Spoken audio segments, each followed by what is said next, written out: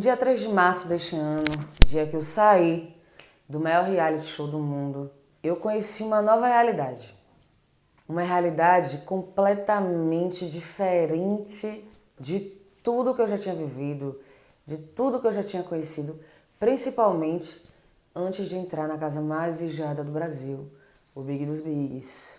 Começava ali a viver uma experiência que impactou profundamente a minha vida, o meu jeito de pensar e principalmente a minha história de vida, né? Eu posso te afirmar que a realidade que eu conheci após a saída do reality foi algo que eu nunca havia passado nem de perto. Eu só não sabia o quanto tudo aquilo iria impactar a minha vida e a minha forma de ser, né? A saída do reality show era o fim de um jogo, mas também, para mim, era o começo de uma nova jornada marcada por reconhecimentos, aprendizados e grandes mudanças, sobretudo mudanças internas, assim, né? Hoje, que se passaram 7 meses após a minha saída do Big Brother, eu tô aqui para dividir com vocês o que de fato eu aprendi com o peso do cancelamento e compartilhar também um pouquinho aí as formas que eu encontrei para lidar com tudo isso que aconteceu na minha vida. Tem uma alegoria muito conhecida na filosofia que retrata muito bem o que eu vivi com a saída do BBB. E ao lembrar dela, eu vim compartilhar aqui com vocês, que é o mito da caverna. O mito da caverna narra a vida de pessoas que saíram de uma caverna após um longo tempo vivendo ali, várias sombras de um mundo real. Após saírem, são colocadas no primeiro contato com a luz solar, que ofusca a visão. E isso, obviamente, gera um grande incômodo. Após se acostumarem, podem perceber a grandeza desse novo mundo. Foi isso que eu vivi. Por mais que você imagine que o que está acontecendo lá fora é só quando você sai que a realidade de fato se coloca e ela é posta pra gente com muita clareza. Aqui fora o jogo é revelado em toda a sua verdade, em toda a sua clareza, seja ela positiva ou negativa. Era a realidade. Não adiantava fechar os olhos, criar um mundo imaginário, um mundo paralelo, ou até mesmo negar a própria realidade. Não fazia o menor sentido, pelo menos para mim, né? Era esconder ou negar o brilho do sol. E eu não sou mulher de negar o brilho do sol, né, meus amores? Isso não fazia sentido para mim. Mesmo que o brilho do sol pudesse ser insuportável aos meus olhos. Bom, muitos de vocês provavelmente assistiram, acompanharam tudo que rolou, ficaram sabendo sobre todos os acontecimentos da casa, aquela casa que é extremamente vigiada 24 horas por dia, diariamente.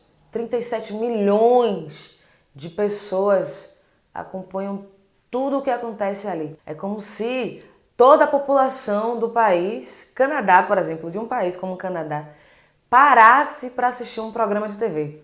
Soma-se a isso 4 bilhões de visualizações nos perfis das redes sociais do reality. Além do mais, toda aquela propagação dos canais paralelos, né? As rádios, as revistas, os blogs, que acabam difundindo, compartilhando tudo o que está acontecendo na casa. Na prática é assim, você pode parar uma pessoa de forma aleatória nas ruas e perguntar para ela: Ô meu parceiro, o que é que você acha da Lumena? Quando eu fui fazer uma pesquisa no Google, a palavra Lumena apontou como resultado aproximadamente ali 4 milhões de vezes de clique, de busca, de pesquisa. Tudo isso me levou a uma conclusão, né? O que acontece no BBB definitivamente não fica no BBB. Ao contrário, fica no Twitter, nos comentários das redes sociais, dos famosos memes, nos programas de rádio, na TV e tranquilamente na opinião das pessoas. Se um dia você for participar do BBB, pega a visão, hein? Saiba que isso é uma realidade, bebê. Neste jogo que mistura ficção, realidade, vilania, vilões e heróis, narrativas e fatos, valores e até mesmo blefs, na verdade são histórias. Histórias de diferentes pessoas, convivências singulares, cada um ali no seu corre, na sua subjetividade, que estão ali por livre e espontânea vontade de se expor e mostrar para o mundo suas ideias, seus valores, suas crenças, suas intimidades, né? E obviamente também os seus erros. Os dias foram se passando, né? Os dias posteriores à eliminação foram muito intensos para mim. Eu estava tentando entender tudo o que tinha acontecido, catando informação daqui, catando informação dali, dentro e fora da casa. Vivenciei, obviamente, um número muito significativo de perda de seguidores. Recebi mensagens de amigos próximos perguntando: Lu, mas quem era aquela Lumena ali dentro da casa? Eu não conhecia aquela Lumena. Bom, vocês podem imaginar que tudo isso me afetou de maneira muito profunda e me conduziu a um processo de autocrítica, de reflexão. Fiquei horas e mais horas assistindo ali as minhas atuações, ouvindo as opiniões dos brothers sobre mim. E claro, né, acessei os comentários da mídia e da galera ali que estava meio próxima, das pessoas também na internet. Foi uma experiência muito complexa, muito difícil, mas era um caminho inevitável e sem volta. Se o meu objetivo era realmente entender, eu precisava fazer isso e fui fazer meu corre, né? E sabia que não seria enfrentando o mundo ou tentando reafirmar as minhas atitudes, justificar uma melhor forma, X ou Y. Na minha cabeça eu tinha a consciência de que o anulamento ou o silenciamento que a cultura do cancelamento pode proporcionar de fato ali, de maneira prática, era um processo muito destrutivo, os quais eu deveria obviamente lutar com uma menina que já enfrentou grandes problemas e grandes dificuldades assim ao longo da minha história de vida. Aqui cabe sim um alerta para vocês, assim, de coração. Infelizmente, o número cada vez mais crescente de pessoas que sofrem algum tipo de humilhação ou vergonha virtual. E isso tem gerado muitos efeitos, na minha opinião, extremamente devastadores, assim. Tem dados que podem comprovar isso. Segundo a Agência Brasil, todos os dias uma celebridade ou um influenciador digital é cancelado na internet. Muito com o objetivo de que essas pessoas sejam anuladas, né? Vivenciem um processo de aniquilamento mesmo. E sofram perdas de seguidores, de fãs, contratos e principalmente a reputação. Bom, a cultura do cancelamento, ele é o reflexo de uma superexposição, né? E obviamente de um mecanismo que tem a ver com expressões, de colocações, se expor, né, publicamente. O mundo das pessoas hoje nas redes sociais, atualmente, ao se expressarem, podem produzir opiniões, comportamentos divergentes. E isso, obviamente, pode trazer algumas consequências dentro do que a gente pode considerar do que seja politicamente, socialmente incorreto. São bilhões de comentários que convergem para desconstruir a credibilidade e colocar o cancelado em uma situação de vergonha pública. Vocês sabem disso. Tem acontecido isso de maneira muito frequente, inclusive. Uma inversão total da lógica, né? O espaço que deveria ser um palco para elogios e valorizar a sua imagem e reputação é amplamente usado para humilhar pessoas.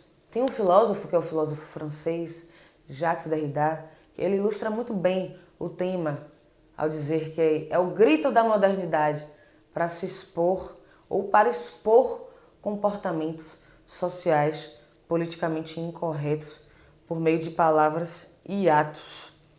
Sim, Derrida, ele faz uma comparação com um grito, né? Um grito que eu escutava claramente, estava disposto a entender profundamente. Uma das primeiras ações foi diferenciar o grito dos haters, que embora me assustasse, né? Mas eles estavam ali somente para destilar ódio. E isso foi importante, saber separar o grito das pessoas sensatas, que não aprovaram as minhas atitudes no Big Brother e tá tudo bem. O exercício de me colocar no lugar do outro para perceber seus pontos de vista, bem como escutar as críticas que foram tecidas, foi um caminho muito importante para eu poder repensar tudo que eu tinha feito dentro da casa e que provocou, obviamente, uma série de reações nas pessoas. Separei aqui 4 pontos que me ajudaram a repensar as minhas ações e me transformaram a minha jornada após a saída do reality show. A primeira delas é ter rede de acolhimento, gente. Rede de apoio. Nossa, assim, minha vida antes de entrar na casa era cercada por pessoas incríveis, né? Mulheres fortes, que não somente me inspirava, né? Como eu sempre coloquei isso muito claro, mas também me acolhiam, né? Em minha religião, por exemplo, as pessoas me abraçaram, me acolheram. Elas souberam separar muito bem as coisas. A minha religião é um ambiente onde as pessoas me conhecem e por isso eles puderam me oferecer um suporte, um verdadeiro suporte que eu estava precisando naquele momento. Claro, haviam orientações e conversas muito francas, né? Mas principalmente tinha muito amor e muito acolhimento sincero. E isso fez muita diferença para eu poder tomar combustível. Penso que poderia ter aplicado esses ensinamentos, né, dentro da casa, mas no momento ali do jogo as coisas são muito difíceis, as coisas são muito desafiadoras pra gente, muito confusas. Então eu me perdi um pouco. Mas eu agradeço muito essas pessoas que me estenderam a mão quando eu mais precisei. E isso eu vou levar para o resto da minha vida. O ponto 2, o que eu poderia chamar de um estágio emocional. Eu acredito que uma das maiores experiências de aprendizado veio com um conceito muito nobre que eu conheci com a fala da Sally Khan, uma comentarista gay de um dos canais mais conservadores dos Estados Unidos, a Fox News. A Sally, ela vivencia diariamente um extremo, né? Uma experiência de extremos, diante do cenário tenso que ela vive, assim, né? Mostrar que podemos discordar 100% do posicionamento e dos valores de algumas pessoas. Ela mostra também que a gente, né, que a gente pode ser contra todas as atitudes e os atos, mas quando há um compromisso, um sentimento de compaixão, há um ambiente em que existe diálogo, o diálogo se faz possível. E isso é ser emocionalmente correto. Algo que não fui, por diversos motivos, que talvez eu nunca vá compreender muito bem o que é que rolou. Mas eu acredito que o nosso desafio como pessoa é sempre se conectar emocionalmente com os outros. Mesmo que elas pensem diferente ou de uma forma diferente, ou vivenciem situações completamente antagônicas à nossa. A terceira experiência transformadora que veio a partir do meu processo, né, da minha tomada de consciência e do meu processo de reconhecimento, sobretudo voltados aos meus atos realizados dentro da casa, foi sim uma experiência de interpretar e reconhecer que os erros que eu cometi, principalmente com algumas pessoas, tinham impactado de maneira muito negativa, né? Hoje eu consigo perceber claramente. Mas dentro da casa, eu não conseguia ver que a Lumena que estava ali era uma canceladora, né? Eu não tinha muito essa compreensão que o meu comportamento dialogava com essa dimensão de cancelar o outro. E foi isso que o público fez comigo a partir do momento que eu comecei a agir assim aqui fora, né? Foi muito interessante perceber esses dois cenários. Mais do que o reconhecimento das minhas atitudes, assim, que eu já percebia logo ao sair da casa, eu buscava entender os porquês. Eu precisei acessar e fundo. Por que estava acontecendo tudo aquilo? E foi assim que nesta espiral, quase que plural, eu pude entender e buscar as soluções que fizessem sentido, assim, para mim. Eu sabia que era preciso ter maturidade, para digerir e reconhecer e, principalmente, né, reparar os danos que tinham sido gerados, se fosse possível, né, para conseguir seguir uma nova jornada, uma jornada muito mais leve aqui fora. E aqui está a forma como eu penso. Se eu acredito em algo, se o que eu falo está em concordância com o que eu faço, devo sim expressar as minhas ideias, falar as minhas verdades, mesmo que muitas pessoas tenham opiniões contrárias e isso possa, né, me custar caro, né, em um dado momento da minha vida. Se acredito em alguém, eu luto por essa pessoa. Mas se por algum motivo eu entender e reconhecer que o meu comportamento, né, ele está ali sendo interpretado como errado ou minimamente incorreto e não são mais coerentes, né, com um novo entendimento, eu acho que eu tenho a liberdade para mudar e reiniciar uma nova história. Na psicologia, chamamos isso de ressignificação, que é definida como uma busca de novos sentidos para a vida ou os aspectos dela. Acaba sendo fundamental esse exercício, né? É fundamental em um mundo que exige de nós, a todo momento, constantes construções, reinvenções e produções de novas narrativas. Eu posso dizer, assim, do fundo do meu coração, que existe a Lumena antes do BBB, a Lumena durante o programa e uma Lumena após tudo isso que aconteceu. O que não muda em todas essas Lumenas, para mim, é a essência, né? Ah, mas o público percebe essas mudanças? Às vezes vocês podem perguntar ou se questionar. Sim, o meu público, ele está atento a tudo. Claro, a coerência, né, dos atos ao longo do tempo, é isso que vai sustentar essa percepção.